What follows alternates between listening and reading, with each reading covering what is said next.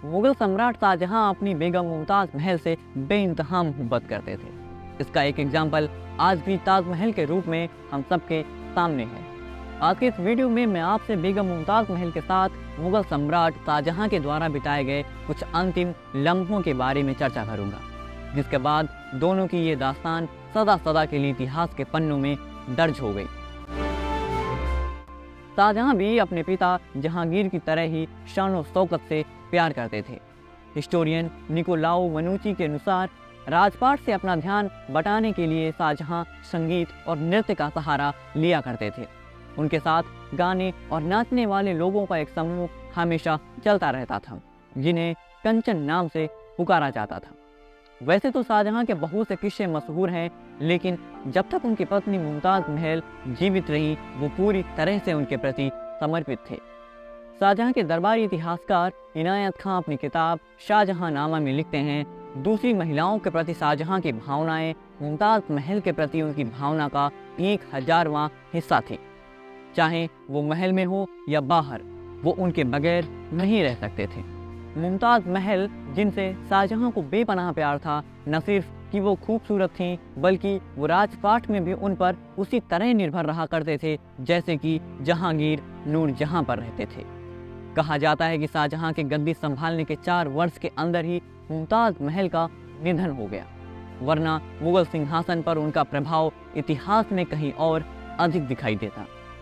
शाहजहां नामा में इनायत खां लिखते हैं, अंतिम क्षणों में जब मुमताज बहुत कमजोर हो गई थी, उन्होंने बादशाह से एक वादा करवाया था कि वो किसी और महिला से संतान पैदा नहीं करेंगे। उन्होंने कहा कि सपने में एक ऐसा सुंदर महल और बाग देखा जैसा कि इस दुनिया में कहीं और नहीं है।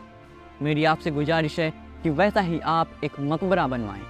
शाहजहां ने ज़रूरतमंदों को इस उम्मीद में पैसे बंटवाए कि शायद खुदा उनकी पत्नी को बचा ले, लेकिन तमाम डॉक्टरों और हकीमों की कोशिशों के बावजूद भी उन्हें बचाया नहीं जा सका और अंततः मुमताज़ ने 17 जून 1631 को बुरहानपुर में अंतिम सांस ली। मुमताज़ महल को पहले बुरहानपुर में तापी नदी के किनारे एक बाग में दफनाया गया था। 6 महीने के बाद उनके पार्थिव शरीर को वहां से निकालकर 15 वर्षीय शहजादे शाह शुजा की देखरेख में आगरा लाया गया, जहां 8 जनवरी 1632 को उन्हें यमुना के किनारे दोबारा दफनाया गया। लेकिन ये भी उनका अंतिम विश्राम स्थल नहीं था। वहीं पर शाहजहां ने उनका मकबरा बनवाया, जिसे उन्होंने रौज़ाए मुनव्वरा का नाम दिया, जिसे बाद में ताजमहल के नाम से जाना जाने लगा। मीर अब्दुल करीम और मकरमत खां को इस मकबरे को बनवाने की जिम्मेदारी सौंपी गई थी। ताजमहल को 1560 के दशक में दिल्ली में बने हुमायूं के मकबरे के तर्ज पर बनवाया गया था।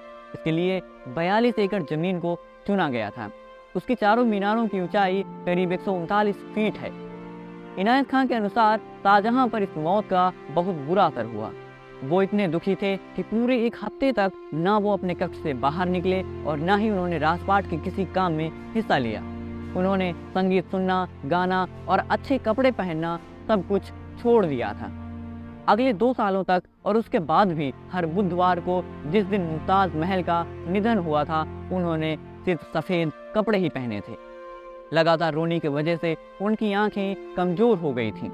एक समय पर उन्होंने राजगद्दी छोड़ने का भी मन बना लिया था। फिर उन्होंने ये सोचकर ऐसा नहीं किया कि बादशाहत एक पवित्र जिम्मेदारी है, जिसे अपनी निजी परेशानी के कारण नहीं छोड़ा जा सकता। आज की इस वीडियो में इतना ही। जय हिंद।